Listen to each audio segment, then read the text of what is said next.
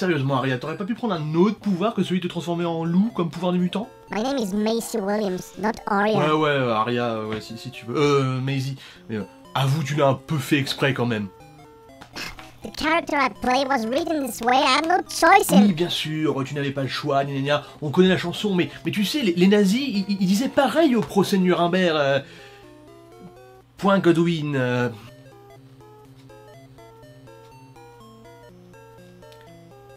Mais alors, si c'est toi le loup et elle l'ours, y a pas un souci de taille, ça se passe comment sexuellement?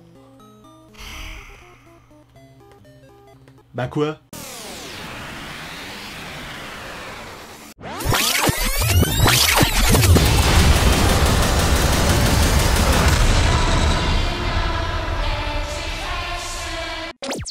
Et bonjour mes camarades écailleux. Aujourd'hui on se retrouve pour une critique que je n'aurais jamais pensé faire, et ce, après près de 4 mois sans critique de film. Peut-être même plus en fait, j'ai pas compté, j'ai dit 4 au pif. Et donc je ne pensais pas faire une critique sur ce film parce que au final j'étais déjà biaisé parce que je m'attendais véritablement au pire. Voilà, je pensais que tous ces retards successifs n'étaient, on va dire, qu'un indice pour dire que ça allait être bien de la merde. Et pourtant, je me suis mangé une sévère claque. Mais enfin, c'était une claque agréable, même tendre. Non, je suis pas maso, pourquoi ? D'abord prévu pour 2018, puis ensuite repoussé à 2019, le film sort enfin fin août 2020 dans nos contrées. Une date complètement osef pour un blockbuster de l'été. Merci Disney, on n'avait absolument pas du tout remarqué que vous essayiez d'enterrer tous les projets antérieurs de la Fox, parce que vous voulez juste en fait tout rebooter pour vous faire du pognon dessus. Apparemment Star Wars leur a pas servi de leçon. Encore plus quand on regarde les dernières nouvelles concernant la série sur Obi-Wan Kenobi. Merci Kathleen Kennedy, on t'aime d'amour. C'est fou. Et tout ça c'est très malheureux parce que le film est un très bon divertissement. On nous avait promis un X-Men horrifique et c'est, à peu de choses près, même s'il y a une certaine mollesse au niveau de l'horreur, ce qu'on nous a proposé. Un format différent pour un renouveau total de la saga. Bon, en tout cas, c'est ce qui aurait dû se passer. Vu ce qu'on sait des projets de Disney concernant les anciennes sagas propres à la Fox, ça risque plutôt d'être un stand-alone qui va rester alone pour toujours.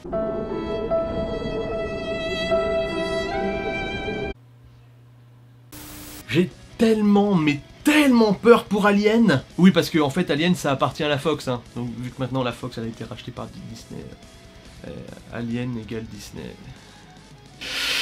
J'imagine d'avance Ridley Scott tous les envoyer chier avec leurs idées de merde, bien que ses idées à lui soient relativement critiquables, hein, ceci dit. Surtout quand on voit comment Prometheus et Alien Covenant ont été reçus par le public. Revenons à nos moutons. Il n'y a pas grand chose en fait à dire sur le film, si ce n'est que c'est une histoire. Sa force réside dans son rythme et sa narration. Il s'agit presque d'un huis clos mélangé avec un teen movie horrifique. Mais dans le bon sens du terme, un teen movie horrifique. Hein. Alors, en revanche, on s'y attendait, mais bon, X-Men, il y a quand même un contexte sur l'homosexualité qui est assez prégnant au niveau des films. Donc pour le coup, moi je m'attendais beaucoup à cette espèce de critique des maisons en fait, de reconversion. Des espèces d'asiles d'aliénés où les parents cathos américains ils mettent leurs gosses pour les faire redevenir normal. Parce que t'es pédé donc t'es pas normal. Donc bon, on retrouve ça dans le film, c'est fait de manière assez grossière, mais dans le contexte du film, en fait, ça passe relativement bien. Par contre, c'est moi où ils ont décidé que les mutations, elles étaient vraiment ouf maintenant. Parce que les pouvoirs des gamins, là, ils sont démentiels. C'est limite de la magie, quoi. Il y a moins le côté vraisemblance scientifique qui aidait quand même à la préservation de la suspension d'incrédulité. Donc on met un petit peu plus de temps que d'habitude pour accepter le pacte cinématographique avec le film, vu ce à quoi quand même on a été habitué avec X-Men jusque-là, mais une fois que t'es dans le bain, tu veux plus en sortir. On a droit à une splendide brochette de jeunes acteurs charismatiques, avec forcément Arya. It's Maisie, asshole. Ouais c'est bon, calme-toi, ça va. Il y a aussi l'actrice principale qui joue en fait dans Split, qui ne cesse en fait jamais de m'étonner, même si là dans le film on a droit à quelques petits cabotinages ça et là, mais ça n'arrive qu'à 2-3 reprises, et puis ça crève pas forcément l'écran, c'est pas forcément ultra visible, donc bon, ça va. On a aussi le droit à Charlie Heaton qui joue le grand frère de Will dans Stranger Things, et vraiment, ce mec a un gros talent. un peu sous-exploité dans le film, mais franchement, si ce mec n'a pas un putain de gros avenir dans le cinéma, ce sera un monumental gâchis. Par contre, j'ai rarement vu Alice Braga, celle qui joue le docteur Reyes dans le film, jouer aussi mal. Elle était tellement pas dedans, même quand elle doit jouer la coincée et la froide, ça marche pas. Très peu d'acteurs donc pour un film qui se centre sur ses personnages et qui le fait bien. Chacun est suffisamment exploité, excepté peut-être Roberto qui est un petit peu quand même laissé de côté quoi par rapport aux autres. Leurs dilemmes sont intéressants et leurs tourments sont crédibles. Et je m'attendais pas du tout à être charmé par ça, mais la petite amourette du film passe toute seule. Mais genre, vraiment, hein? Je vais vous expliquer un petit peu mon sentiment par rapport à ça. À mon sens, ce que le film fait mieux que les autres films qui essayent de dépeindre une romance homosexuelle, c'est que l'aspect LGBTQ+, il est pas forcé quoi, il est pas in the face. On n'est pas face à une romance homosexuelle, on est face à une romance tout court. On cherche pas à forcer le côté hétéro ou homo, c'est juste une romance entre ados. J'ai pas entendu une seule fois dans ma tête la petite voix qui me dit normalement Ouais, c'est deux meufs qui se bécotent là quand même. parce que bon, quand t'es hétéro, ça te titille un petit peu dès que tu vois le... J'allais dire le camp adverse. C'est pas, y a pas une question de camp, hein, c'est juste quand tu vois le bord adverse, voilà. Enfin adverse. Oh, c'est pas non plus le bon mot. Mais quand tu vois l'autre bord, y a un truc quand même qui te titille, quoi. Toi personnellement, voilà, moi embrasser un mec. Non. Là, c'était juste beau, pur et mignon, et ça redonnerait presque foi en l'humanité.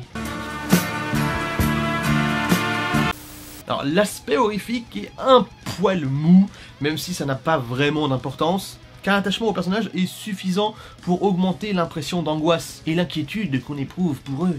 Oui. Alors les effets spéciaux sont pas ultra courants, mais ils sont propres, y a rien à relever là-dessus. La musique était tellement anecdotique que je ne saurais qu'en dire, désolé. Juste l'histoire, le rythme, la narration et les personnages, ça me paraît suffisant pour en faire un très bon film, là pour le coup, ça marche. J'ai passé un très bon moment. J'espère que pour certaines personnes, ce film les aidera à s'affirmer et à s'accepter. Ah oui alors. Qu'il soit gay ou non, hein, justement le film ne fait pas de distinction. Ce n'est pas un film LGBT. Ce n'est pas un film LGBT et ne se revendique pas film LGBT. Bon, il l'est par la force des choses et pourvu qu'il y ait deux meufs qui se bécotent en fait dans le film et tout de suite forcément les LGBTQ+, ça va être « Ah, c'est notre film lui. You're fucking a white male !» Mais c'est juste un film sur des ados qui se cherchent, qui se posent des questions sur eux-mêmes et ont peur d'affronter ce qu'ils sont réellement. Et c'est bien fait. Donc voilà, je vous encourage à aller voir Les Nouveaux Mutants. Ça valait finalement vachement le coup d'attendre. J'ai quand même un dernier truc à ajouter, c'est que l'histoire des deux ours là qui cohabitent en chacun de nous là, bah normalement dans la légende amérindienne, ce sont deux loups. Même que Ronnie Radke, il en parle dans une de ses musiques.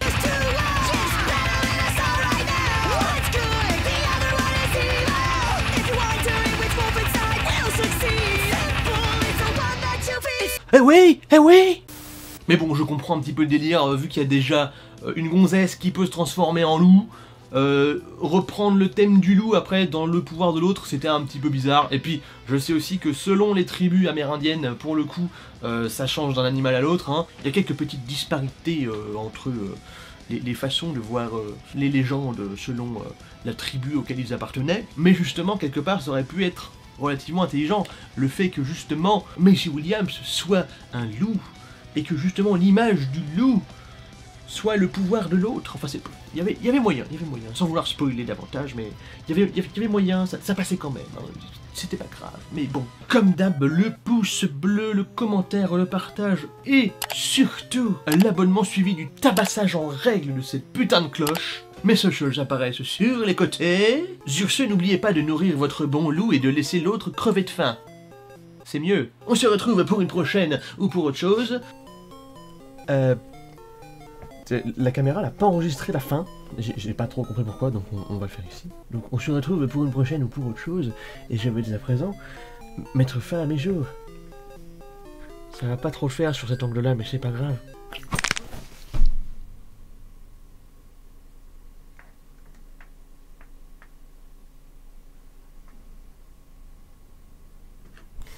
Il y a mon chat. Il y a mon mignon. Dis bonjour. Dis bonjour, mon bébé. Dis bonjour à la caméra. Bonjour caméra. Et mon chat est beau, comme moi.